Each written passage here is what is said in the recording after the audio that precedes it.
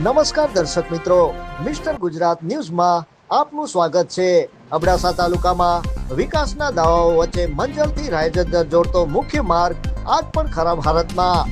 ભારે વરસાદ બાદ માર્ગ ધોવાઈ જતા આજુબાજુના ગામોના લોકોને ભારે હાલાકીનો સામનો કરવો પડી રહ્યો છે।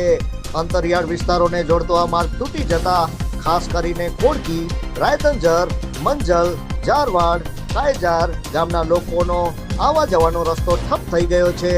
ન કોઈ વાહન પ્રસાર થઈ શકે છે, ન તો એમ્બ્યુલન્સ કે ન તો સ્કૂલ વાન જઈ શકે છે। ગ્રામજનો વારંવાર રજૂઆત કરવા છતાં તંત્રની નીંદ્ર ભંગ થતી નથી। તાત્કાલિક કાર્યવાહી નહીં થાય તો આ વિસ્તારના લોકોના જીવન પર જોખમ ઊભું થઈ શકે છે। અમે વારંવાર રજૂઆત કરીએ છીએ પણ કોઈ સાંભળતું નથી તેવા આક્ષેપ ગ્રામ લોકો દ્વારા કરવામાં આવ્યા હતા। અબડાસાને જોડતો રસ્તો આજે પણ બંધ છે। વિસામણું નથી કે આ માર્ગ પર અકસ્માત કે આરોગ્ય ઇમરજન્સી બનશે તો જવાબદારી કોની રહેશે?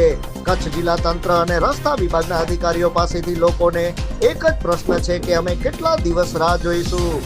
મિસ્ટર ગુજરાત ન્યૂઝની પણ તાકીદભરી માંગ છે કે તાત્કાલિક માર્ગ મરામત કરીને વિસ્તારના નાગરિકોને રાહત આપવામાં આવે। Report by Nirmalsinh Sodha.